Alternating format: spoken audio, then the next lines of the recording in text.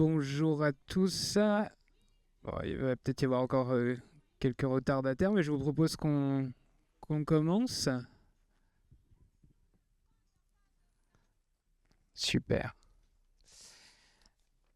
Alors, la thématique, certains me demandent, mais quel est le rapport avec le 139? Et du coup, j'ai un peu creusé, parce qu'on avait très envie de recevoir Nicolas aujourd'hui. Et finalement, on s'est rendu compte que cette thématique, elle était au cœur des sujets qui font l'ADN du 139. La course à pied, c'est bien plus qu'un simple exercice physique. C'est un vrai phénomène mondial, en fait. Aujourd'hui, vous avez plus de 621 millions de personnes qui courent à travers le monde. Et en France, on est, parce que je cours un petit peu aussi des fois, 12,5 millions à pratiquer régulièrement. Alors, que ce soit en ville ou à la campagne, en solo ou en groupe, pour le plaisir ou pour la performance, le running, c'est vraiment devenu un incontournable du paysage sportif. Alors, ce succès repose sur plusieurs dimensions. D'abord, une liberté totale dans la pratique. Pas besoin de licence, d'équipements sophistiqués ou d'infrastructures spécifiques. Ensuite, un rapport unique au territoire. Courir, c'est s'approprier son environnement, c'est explorer de nouveaux espaces, de l'asphalte des centres-villes jusqu'aux sentiers des montagnes. Mais si la course à pied est une activité individuelle, elle est aussi paradoxalement un puissant vecteur de lien social. Dans les grandes villes comme dans les zones rurales, il y a des communautés de coureurs qui se forment, alors qu'il s'agisse de clubs officiels ou de groupes plus informels, voire de connexions facilitées par les réseaux sociaux ou les applications. Partager un footing, c'est aussi partager un moment de discussion, un moment d'échange et parfois même un moment de confidence. Alors pour mieux comprendre cette passion et son impact, nous avons le plaisir aujourd'hui d'accueillir Nicolas Spies, qui est créateur de contenu et entrepreneur, qui est fondateur notamment de Running Addict et de Campus. Et avec plus de 250 000 abonnés sur YouTube, il fait partie des figures incontournables du running en France. Alors ensemble, nous allons explorer son parcours, sa vision de la course à pied et découvrir les coulisses de cette success story, comme l'a titré le Paris-Normandie hier. Nicolas, bonjour. Bonjour. Alors, je crois que ton micro n'est pas allumé. On fait la blague une fois sur deux. Hop, voilà. C'est bon. Toujours pas? Si. Ça y Ok. est, ça y est. Alors, Nicolas, une première question, c'est la base. Pourquoi tu cours ? J'ai oublié pourquoi je courais. Ça fait 20 ans que je cours, moi, donc ça fait partie de ma vie depuis toujours. Et aujourd'hui, ça fait partie d'un équilibre où j'ai besoin de bouger, d'être dehors. Et en fait, la course à pied, ça réunit ça en prenant assez peu de temps au final dans une journée. Donc, je pense que ça connecte l'extérieur avec tout le temps qu'on passe à l'intérieur dans une journée. Où moi, si je pouvais, je pense que je travaillerais dehors et je passerais du temps à l'extérieur beaucoup plus souvent au final. Finalement, c'est une partie de ton travail se fait en extérieur maintenant. On peut dire ça. Courir, c'est mes moments de réflexion aussi. Donc, pour tous ceux qui me croisent en courant au Havre, on me voit souvent en tenue de course sur le chemin de la plage, sur mon téléphone, parce que j'ai une idée et je prends le temps de la noter pendant mes footings, quand on n'est pas dans une journée d'hiver où il pleut, il vente, où on n'a pas envie de s'arrêter. Alors, si tu devais nous résumer ton activité aujourd'hui, comment tu la présenterais ? Elle est multiple, puisque j'ai commencé par la création de contenu autour de la course à pied, autour de la vulgarisation de ce qu'est l'entraînement en course à pied, de comment bien le faire, par ma pratique et par le fait que moi j'ai eu besoin de ça, donc je l'ai documenté au fur et à mesure, par écrit, puis en vidéo. Et ensuite, j'ai commencé à créer mes propres plans d'entraînement, à essayer d'en créer à l'échelle pour d'autres. Et ça m'a amené à un moment à se dire, ok, comment on peut reproduire ce sujet de coaching pour tous les coureurs qui me demandent hey, où est-ce que je trouve un bon plan d'entraînement. d'essayer de le reproduire dans un modèle à l'échelle où on peut le faire pour tout le monde en ayant juste quelques infos sur le profil de la personne. On a une base d'entraînement qu'ensuite on va pouvoir affiner au fur et à mesure en fonction de l'apprentissage qu'on fait du profil de ces gens. Donc aujourd'hui, je l'ai dit dans l'introduction, tu as fondé 2 sociétés. Est-ce que tu peux nous raconter un petit peu la genèse de tout ça? Parce que je crois qu'à l'origine, tu es plutôt dans la logistique. Et comment tu es arrivé de la logistique à ce que tu fais aujourd'hui? Logistique égale passion pour l'optimisation au final. Enfin, si on devait résumer ce qu'est la logistique, c'est comment bien optimiser un processus pour que quelque chose arrive d'un point A à un point B, que ce soit le faire, le livrer. C'est comment on optimise tout ça pour que ça marche. Et dans mon cerveau était calibré comme ça. L'entraînement, je l'ai pris de cette manière-là aussi. Et à une époque, ça fonctionnait pas comme je voulais, donc j'ai eu besoin de me dire, ok, on déconstruit tout, on regarde comment ça fonctionne et on essaye de comprendre et de bien le faire. Et tout ça, je me suis juste dit, je vais le documenter parce que c'est la meilleure manière d'apprendre. Et d'autres personnes me posaient des questions dessus. Donc j'ai pris ça sous forme de jeu, de dire, ok, on va essayer de bien le documenter. Et au fur et à mesure, ce jeu m'a plu et j'en ai fait de plus en plus. Et la création de contenu, la manière de mettre en forme les choses, la manière de les dire, de comment on les vulgarise, c'est devenu une autre passion en parallèle. Donc, est-ce qu'il y a un moment, un point de bascule où finalement tu faisais ça un peu pour ton plaisir et t'es devenu professionnel d'un coup ou ça s'est fait au fur et à mesure? Comment ça s'est passé? Alors, factuellement, il y a un point de bascule, mais moi, je le vois vraiment comme une progression linéaire où, au début, je le fais dans mon coin un petit peu, et petit à petit, j'en fais de plus en plus. Donc, j'ai démarré ça en 2013, et grosso modo, de 2013 à 2017, j'en fais de plus en plus, je rajoute des choses, je publie 1 fois par semaine par écrit, après, je rajoute de la vidéo, et à un moment, mon métier d'ingénieur et faire ça à côté, c'est juste, ça faisait trop. Et j'étais au Canada à l'époque.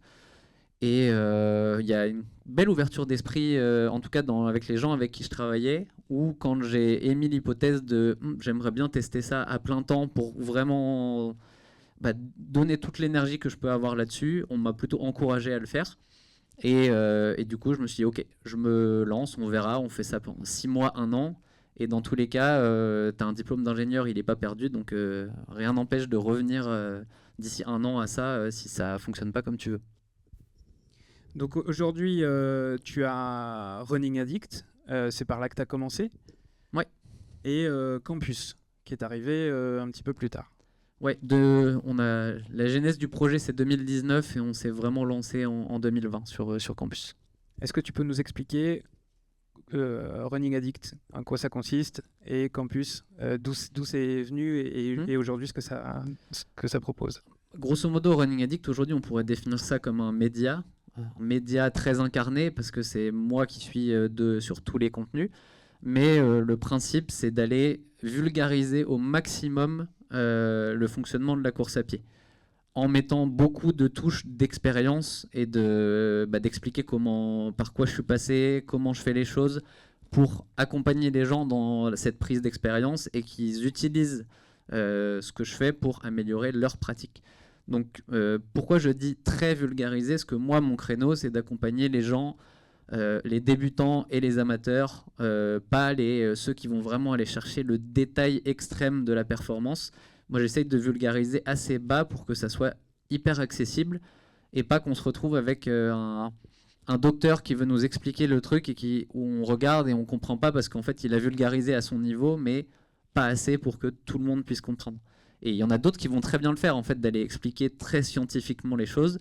Ce que moi j'ai besoin de comprendre quand même pour vulgariser, mais je vais le survoler seulement, faire des approximations, mais qui sont volontaires pour que ça reste accessible. Donc ça c'est Running Addict et Campus. Campus du coup est venu dans la foulée, à un moment où expliquer les sujets un par un, ok, mais la question globale qui revenait c'était ok, mais comment je m'entraîne, où est-ce que je trouve le meilleur plan d'entraînement pour moi? Et la réponse est, à la base, soit tu vas avoir un coach personnel qui va te faire ton plan d'entraînement, soit tu te le fais toi-même, parce que oui, sur Internet, il y a des plans en PDF qui sont tout faits, mais le tout fait ne fonctionne pas parce que le corps humain, on est tous différents de base. Même si on a le même âge, on est tous différents. Mais après, si on a 20 ans, 30 ans, 40, 50, on ne va pas pratiquer de la même manière. Et tout ça, en fait, il faut aller individualiser les choses pour que ça fonctionne pour chacun. Donc le concept de base, c'est de se dire, ok, on va créer le plan d'entraînement pour chaque personne en fonction de son profil, son objectif et le temps qu'il a à consacrer à la course à pied aussi. Et tout ça en ligne? Oui, 100% digital. Donc au début, c'était pas une application. Maintenant, on a une application mobile. Mais le principe, c'est ça en fait, c'est de rendre ça accessible à tout le monde pour que tout le monde puisse pratiquer la course à pied simplement. Et à l'heure actuelle où on parle beaucoup de l'intelligence artificielle, il y a quoi derrière? Il y a des gens, il y a des robots, il y a un algorithme. Comment ça marche? Alors il y a beaucoup de gens parce que dans tous les cas, oui, c'est des algorithmes qui créent les plans d'entraînement parce que le but c'est de le faire à l'échelle. Donc on accompagne 300 000 personnes, on n'a pas 100 000 coachs. Je faisais le calcul dans ma tête parce que grosso modo un coach peut accompagner une trentaine de personnes pour que ça soit vraiment individualisé. Au-delà, c'est compliqué parce que l'humain n'est pas capable de gérer 150 personnes d'un coup, on le sait, c'est documenté. Donc il y a un modèle où il faut qu'on recrute 100 000 coachs pour réussir à faire ce qu'on fait. Il faut les trouver, il faut qu'ils soient tous de qualité équivalente. Bon, ça existe, mais nous, notre modèle, c'est de se dire, ok, on prend quelques coachs référents, experts, et on essaye de prendre toute leur expérience et leur manière d'analyser les choses pour le mettre dans des algorithmes qui vont recréer les entraînements au fur et à mesure. Donc, on a des coachs, et on a surtout aussi, en lien avec ces coachs, des experts en machine learning et en produits pour réussir à retranscrire tout ça dans une interface qui fonctionne, qui soit simple pour les gens et qui ne se rendent pas compte que derrière il y a tout ça. Le but, c'est pas qu'on se rende compte qu'on parle avec un... Parce que de toute manière, chez nous, on ne parle pas avec l'interface. On a des humains aussi. On a les plans qui sont individualisés par des algorithmes, par du machine learning, mais on va avoir beaucoup d'humains derrière pour les fonctions 100% humaines qu'on veut retrouver aussi. Le coaching, c'est aussi de l'humain, de la perception, de la psychologie. Ça, on a un support humain qui vient le gérer derrière, qui vient répondre aux questions de ceux qui en ont au fur et à mesure quand ils en ont besoin. Et on a un gros aspect communautaire. On a 25 000 personnes qui sont réunies sur une communauté en ligne, qui vont pouvoir partager leur expérience entre eux.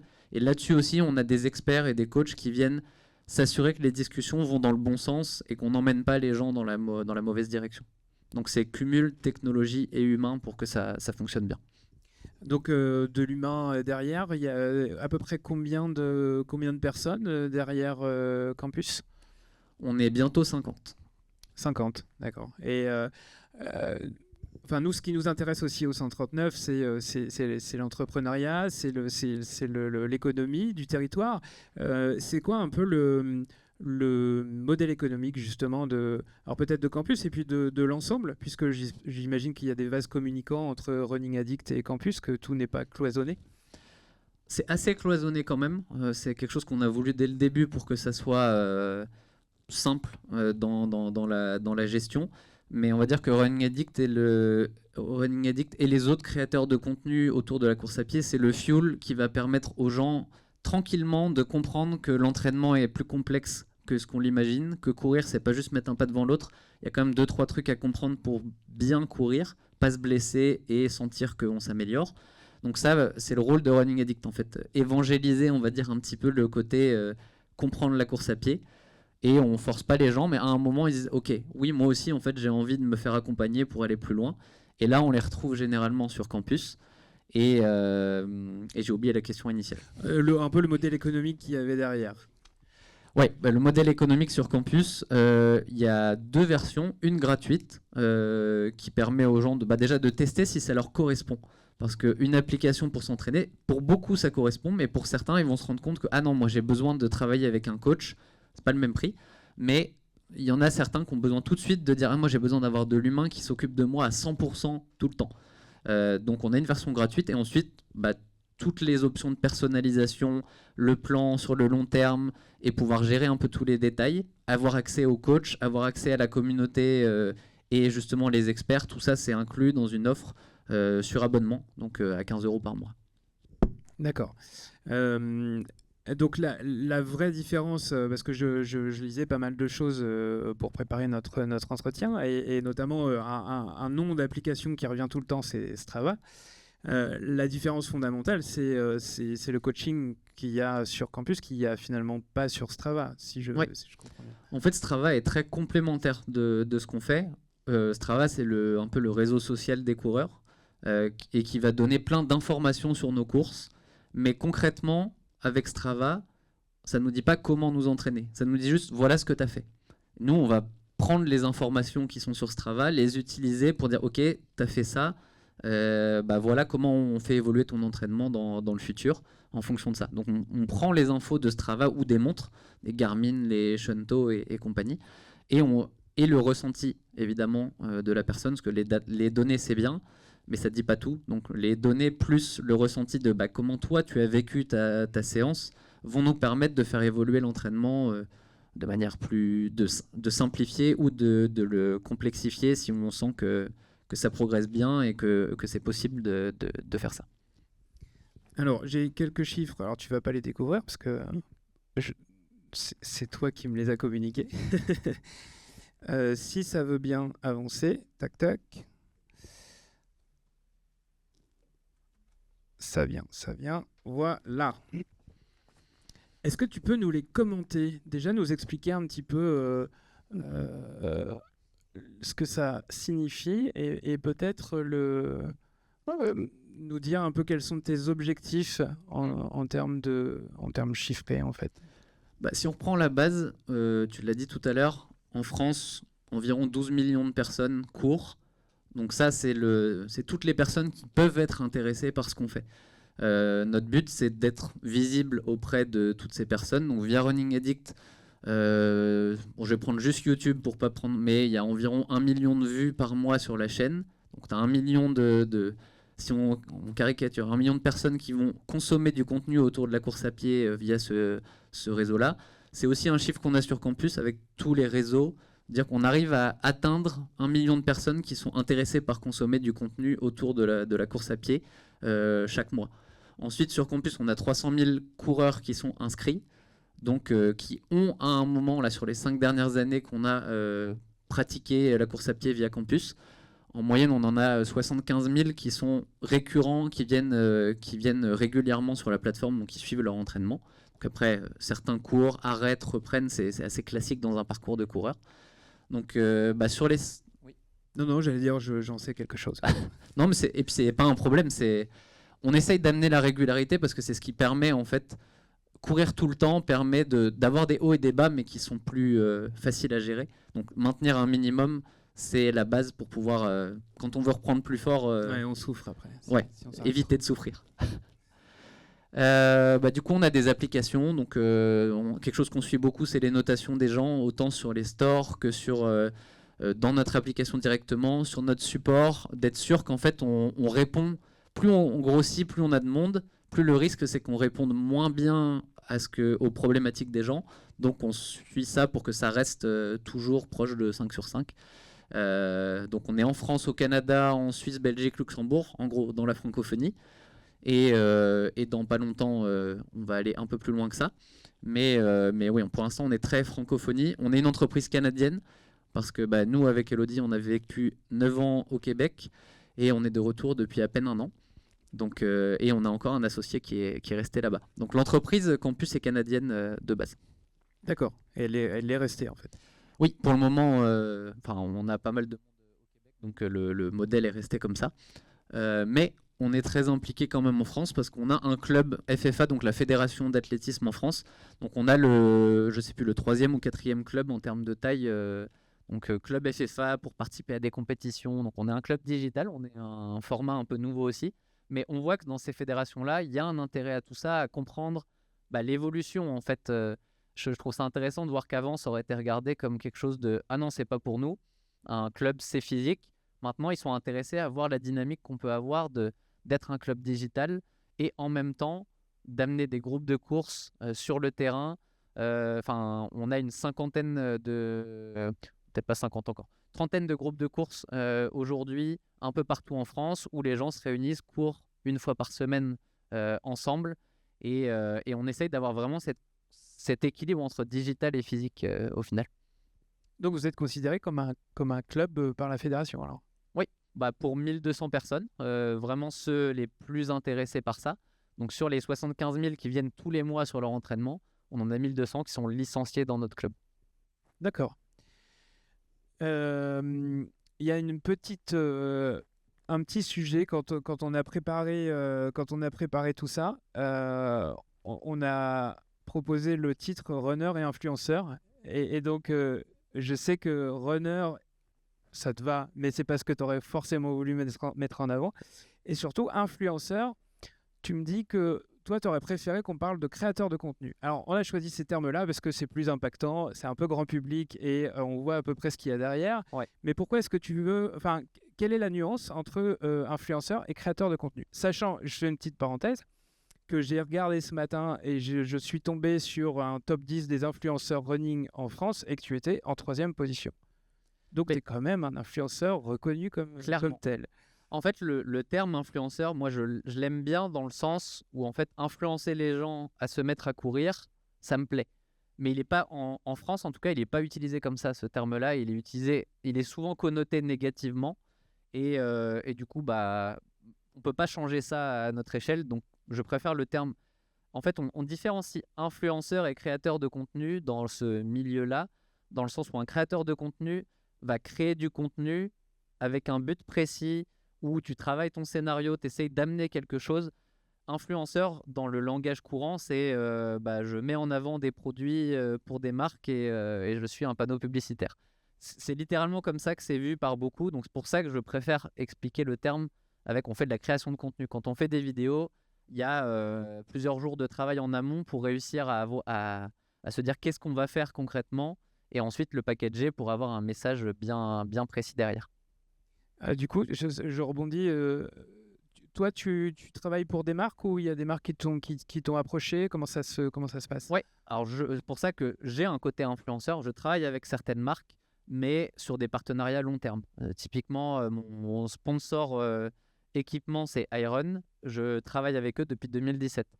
Donc, c'est vraiment une relation avec une marque précise. Là, je viens de commencer quelque chose avec une marque québécoise qui s'appelle NAC en nutrition sportive. Je connais les fondateurs depuis la première année où ils ont lancé l'entreprise. Et du coup, il y a un projet derrière. En fait, j'essaye de vraiment être sur des choses que moi, j'utilise au quotidien, qui m'intéressent. Et j'en fais peu, mais vraiment sur des relations long terme comme ça. Et le public qui te suit le sait que c'est une marque avec qui tu travailles? Oui, c'est dit régulièrement. Après, quand on a un sponsor à l'année et que c'est sur tous les... Il n'y a pas marqué collaboration commerciale sur tous les postes parce que c'est pas le principe. Chaque poste n'est pas payé. C'est juste au global, c'est ton sponsor. Ok. Est-ce qu'à travers Campus, tu favorises le côté lien social? Je crois que vous organisez... vous sortez un peu du digital pour organiser des choses un peu dans la vraie vie, on va dire. Alors, il y a un chiffre que j'ai oublié de mentionner tout à l'heure, qui est celui qui est juste derrière moi, donc forcément, je le voyais moins bien. On a une communauté en ligne, donc ce on aurait appelé un forum avant, qui réunit quasiment 25 000 personnes. Je crois qu'on est proche des 25 000 aujourd'hui. 25 000 passionnés qui échangent autour de la course à pied. Donc, on a un lien social ici. Les gens apprennent à se connaître, échangent sur leur passion. Et sur le terrain, on essaye de développer des groupes de course. Celui du Havre va revenir cette année, c'est en projet. Mais de vraiment développer des groupes où on va voir entre 20, 30, 40 personnes qui viennent parfois, pas toutes les semaines, parce que chacun a sa vie aussi, mais en fait, d'avoir vraiment cet effet de groupe qui se crée et de relier le côté digital au physique, encore une fois, grâce à ça. Donc là, aujourd'hui, je pense qu'on approche de la 30aine de groupes, mais dès qu'on trouve l'élément qui permet de faire un groupe, en fait, c'est quelqu'un qui est moteur, qui a envie de gérer ce groupe-là et de le faire chaque semaine parce que c'est quand même c'est une contrainte, qu'on le veuille ou pas, même si elle est positive, c'est une contrainte. Et du coup, on lance des groupes de courses quand on sait qu'on a la bonne personne pour pouvoir le gérer. Et on on est passé de 0 à 30 en 2 ans et on compte continuer le plus possible parce que c'est vraiment quelque chose qui nous plaît, de voir ça sur le terrain, de voir le dynamisme et de voir les gens qui sont heureux de courir. En fait, c'est ça qu'on veut véhiculer comme message. Donc on suit ça de près pour savoir quand et où sera le premier rendez-vous du groupe du Havre. Euh,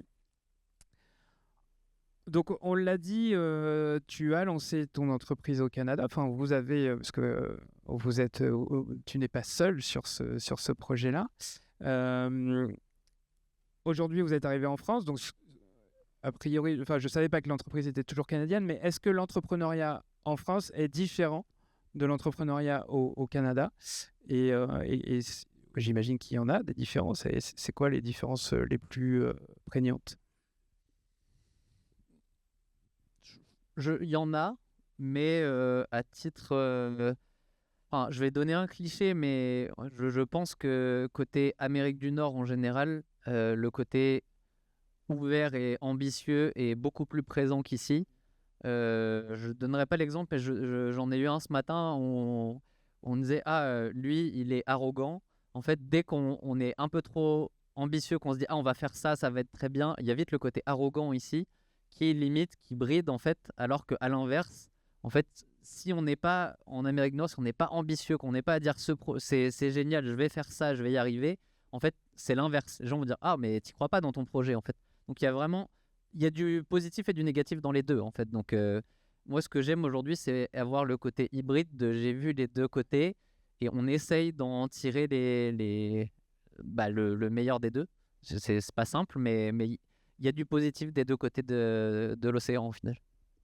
Et alors, l'entrepreneuriat au Havre, je ne sais pas s'il y a une spécificité au territoire, mais en tout cas, après un an de retour aux sources, c'est quoi un peu le premier bilan que tu pourrais faire de ce retour et notamment de faire prospérer ton entreprise sur le territoire?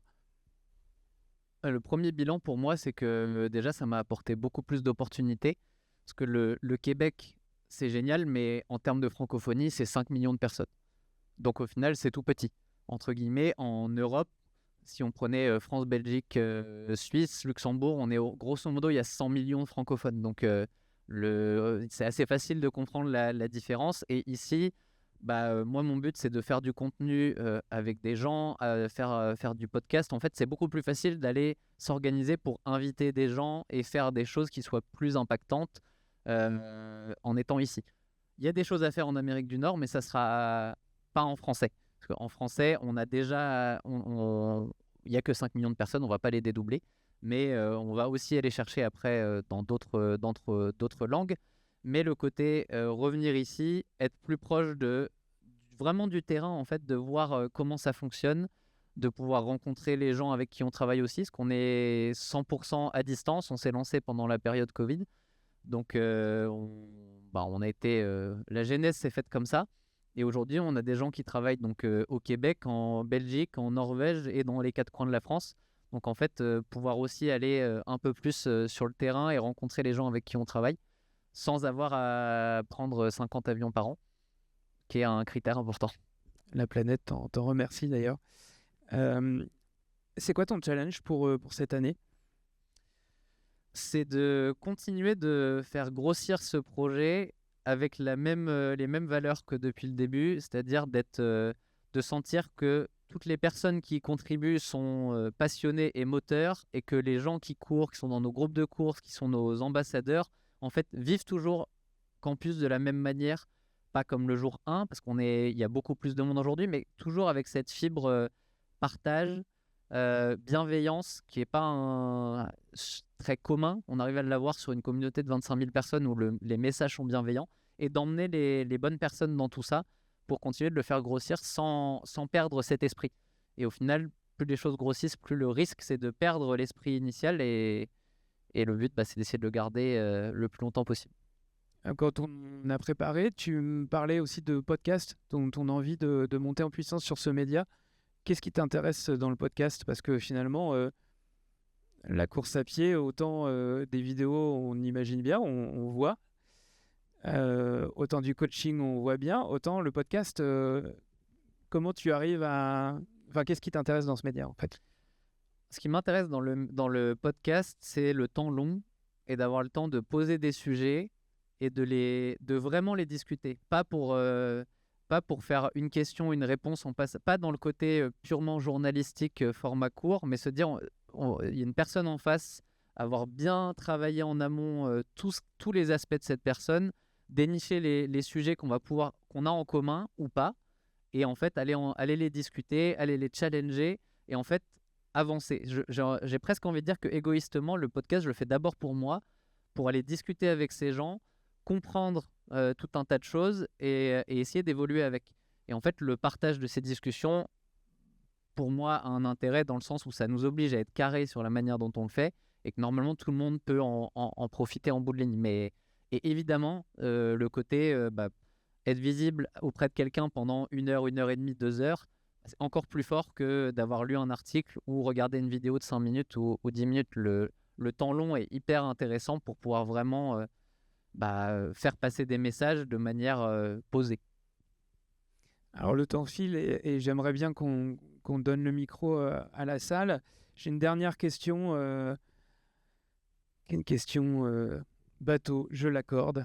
C'est quoi ton circuit préféré au Havre? Et tu n'as pas le droit de nous dire le front de mer parce qu'on adore tous courir sur le front de mer. Le problème, c'est que c'est celui que je fais vraiment tous les jours. Là, c'est visible sur mon Strava. Je pars, je vais au bout du monde, je reviens. Ça, c'est ma course minimale. J'ai une trentaine de minutes si je fais ça. Donc ça, c'est le truc, je ne peux pas faire moins parce que de toute façon, je vais au bout, je suis obligé de faire mon 30 minutes. Mais sinon, si j'ai plus de temps en fin de semaine, je vais régulièrement aller au Cap de la Hève.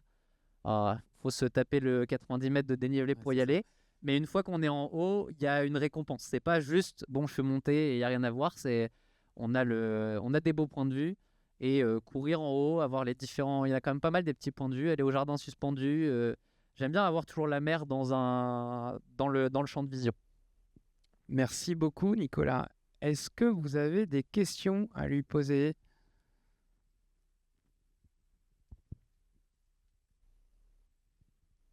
Moi, j'avais juste une question un peu pratico-pratique. Premier club FFA digital, tout à l'heure, vous disiez qu'il y avait des licenciés, mais concrètement, ça se passe comment? Les gens, ils payent la licence, enfin, c'est quoi? Et puis, alors, deuxième question qui est sous-jacente, les liens avec la FFA, ça se traduit comment? Alors, pour le club, au final, j'ai envie de dire que le facteur le plus important, c'est un sentiment d'appartenance que les gens veulent, en fait, voir faire partie de quelque chose qui est encore plus petit que « Ah, je fais partie des utilisateurs d'une application, je fais partie de la communauté ». Là, on réduit encore à un groupe plus petit et qui va avoir encore plus de liens au final. Donc, on a dans une inscription clairement au Club Campus, on a une grosse partie qui est donnée à la fédération, ce qui est pour tous les clubs. On a un maillot de club, donc c'est pareil, qui est exclusif à ça. Donc il y a un maillot que les gens vont porter sur les courses, où ils vont se reconnaître, donc ils vont pouvoir se dire « Ah, toi aussi tu fais partie du club ». Et il est dispo que pour le club. C'est vraiment quelque chose qu'on essaye de garder exclusif à ça. Et après, on va ajouter, nous, des petits avantages en plus, des réductions chez des partenaires qu'on va avoir été négociés, des événements spécifiques au club. Je pense à la Saint-Élion, on a fait un événement avec Mathieu Blanchard, donc une vingtaine de personnes qui ont accès à lui pendant 1 heure en privé. En fait, bon, pour ceux qui ne connaissent pas, Mathieu Blanchard, c'est un trailer assez connu, très connu même. Et du coup, un événement avec lui en exclusivité, ça n'existe pas. Donc en fait, on essaye petit à petit d'ajouter comme ça plein de choses. Mais en gros, les liens avec la FFA, ils sont liés avec ce que je vais dire sur ce club, c'est on le construit. On construit en marchant parce que ça n'existait pas, un club digital. Donc nous, on essaye des choses, on voit ce qui marche, ce qui plaît aux gens. Et en fait, on échange avec la FFA là-dessus parce qu'eux aussi sont intéressés à se dire c'est quoi un club digital? Comment on fait pour le faire vivre? Et on va continuer d'amener des choses d'année en année et voir ce qui fonctionne pour tout le monde. Mais il n'y a pas de réponse encore claire. Le seul truc que je peux dire, c'est vraiment cet aspect cohésion d'équipe. En fait, ce qu'on a dans un club, moi qui ai fait partie d'un club d'athlètes pendant longtemps, le meilleur moment de l'année, c'est quand on va sur des interclubs où il y a tout le club qui est là et qu'on participe à quelque chose. On va on a dans le but d'essayer de trouver des éléments qui font que justement on participe à quelque chose tous ensemble. Peut-être pas à 1200, mais quand même. Ah, une autre question ici. Ah, deux. Bonjour. Bonjour. Tu m'entends? Oui. Ah oui. Déjà, merci pour ta présentation. Franchement, c'était cool. Ça motive et ça inspire les gens. Moi, j'ai deux questions, elles sont plus ou moins simples. La première question, déjà, c'est pourquoi tu es au Havre? Tu sais, tu aurais pu habiter dans n'importe quel endroit du globe. Je ne sais pas pourquoi tu as choisi le Havre. Tu es peut-être originaire du Havre, je ne sais pas. Et l'autre question, c'est par rapport à ton business. Est-ce que toi, tu sens que tu peux être menacé par Strava? Je ne sais pas, du jour au lendemain, Strava sort toutes les features que tu as et pourquoi pas en mieux et bombarde de la publicité, etc., etc. Bonne question. Je vais commencer par la première. Le Havre, oui. Je suis originaire du Havre. Elodie, ma compagne aussi. Donc après 9 ans au Québec, en fait, le retour, on s'est posé la question de où est-ce qu'on allait aller. En fait, il n'y avait pas de... C'était juste, bon, passons à autre chose en Europe. Puis après, on s'est dit, OK, en France. Et en fait, le Havre a été évident dans le sens où nos familles sont ici. Mais aussi pour le côté, moi, j'ai un besoin d'être à Paris 1 à 2 fois par mois. Bah, en fait, ici, ça prend 2 heures de train. Les trains, ils sont quali, on est très Un bien petit dedans. peu plus, c'était le thème du dernier des jeudis. Bon, alors 2h20. Là, j'ai vu que 2h10, je ne sais pas si c'est devenu une nouvelle norme, mais j'ai l'impression que ça a baissé. Bref, en environ 2 heures, on est à Paris et du coup, c'est la plus grosse ville proche de Paris, entre guillemets. Et clairement, le cadre de vie, enfin, moi, le côté retrouver la mer après l'avoir laissée pendant 9 ans, c'est vraiment un truc que je trouve hyper agréable et positif dans le quotidien, même si on a le vent qui va avec. Et je crois qu'il y avait une deuxième question dans la question. Et ouais, cette question-là, elle est hyper intéressante parce qu'on se l'est posée. Et au tout début de campus, potentiellement, c'était un risque parce que Strava a beaucoup plus d'utilisateurs que nous. Mais la différence entre Strava et nous aujourd'hui, c'est que maintenant, on a quelques années de travail justement sur les sujets d'intelligence artificielle et d'avoir les entraînements. Nous, en fait, on sait quels entraînements les gens ont fait. Strava a juste une base d'entraînement sans contexte, en fait. On va pas pouvoir dire, OK, le plan d'entraînement de cette personne, c'est ça, donc je peux l'analyser. Donc, en gros, il faudrait qu'ils repartent quasiment de zéro sur comment on entraîne les gens. Qu'ils mettent en place en gros, ils repartiraient 2-3 ans en retard par rapport à nous. Et c'est pas l'argent et le nombre de personnes que tu mets sur le sujet qui vont te faire aller beaucoup plus vite. C'est vraiment l'expérience de comprendre qu'est-ce qui marche pas, tester des choses et améliorer au fur et à mesure incrémentalement qui fait que la méthode campus marchait en 2019, marche beaucoup mieux aujourd'hui, mais marche encore moins qu'elle marchera dans 2 ans parce qu'on continue de... C'est vraiment un travail de long terme. En fait, tous les sujets autour du machine learning, de l'IA, c'est du travail qui prend beaucoup de temps et du coup, il faut se lancer tôt si on veut... C'est pas exclu si on a un Strava, mais je sais pas... des millions et des millions d'euros dans le sujet aujourd'hui, c'est pas exclu qu'ils arrivent à rattraper, mais ça se fera pas du jour au lendemain, ça leur prendra dans tous les cas des années de travail pour le faire. Quitte à mettre ce budget-là, autant vous proposer de racheter, non? J'ai pas de contact avec Strava en tout cas. On avait une autre question ici. La prochaine. Tu parlais tout à l'heure d'une équipe d'une 50aine de personnes un peu partout en France et dans le monde.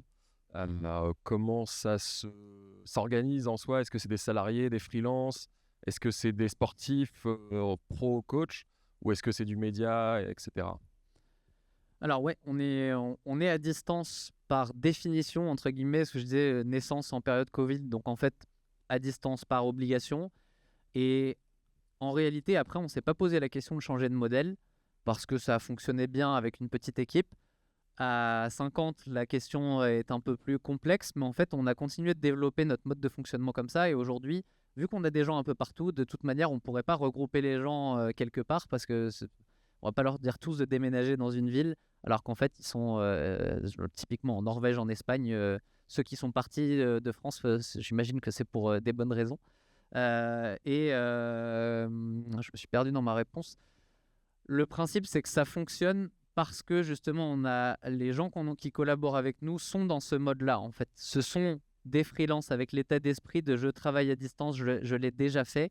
Et en fait, ça fonctionne avec eux parce qu'en fait, eux non plus ne se sont pas posé la question. Ils se sont dit, OK, campus est organisé comme ça, on a nos salles de réunion, on a tout. En fait, on a reproduit le monde physique en virtuel sur un gros Discord et on se voit au quotidien, même si c'est en visio, on se voit, on essaye de se voir régulièrement aussi dans la vraie vie en organisant une fois par an un séminaire où on fait venir tout le monde et dès qu'on peut, des petits bouts d'équipe qui vont se rencontrer. Elodie était à Bordeaux la semaine dernière, ils ont travaillé à 5-6 pendant 2 jours et on essaye d'encourager ça pour que les gens gardent cette cohésion d'équipe qu'on a aujourd'hui. Je ne sais pas comment ça se passe quand on passe de 50 à plus, parce qu'on n'a pas encore cette expérience-là, mais on essaye de vraiment le développer le plus possible en s'intéressant aussi à d'autres entreprises qui le font, des entreprises beaucoup plus grosses que nous qui sont 100% à distance et qui fonctionnent. Donc on va parler aux fondateurs de ces entreprises-là et on essaye de un peu d'appliquer les bonnes pratiques pour que ça fonctionne. Et oui, c'est tous, Elodie me glisse, c'est quasiment tous des coureurs. Parce qu'à un moment, on disait dans les profils, on cherchait un coureur serait un plus. Et en fait, on s'est rendu compte que dans ce qu'on faisait, avoir des coureurs, ça change vraiment tout. Et on a 95% de gens qui sont des passionnés de course à pied dans l'équipe. Écoutez, moi d'avoir couru comme ça m'a donné faim. Donc je vous propose qu'on arrête là. Nicolas reste pour manger un petit morceau. J'ai faim aussi. Voilà. Donc n'hésitez pas à poursuivre les échanges de façon informelle à côté. Merci beaucoup pour ta venue et pour le temps que tu nous as consacré. Merci pour l'invitation. Merci tout le monde. Et simplement, instant publicité, le mois prochain, on recevra Max Yvetot, qui est le directeur de l'AURH, Agence d'urbanisme du Havre, et qui nous parlera des paradoxes de la ville. Voilà. Eh bien, je vous invite à passer à côté.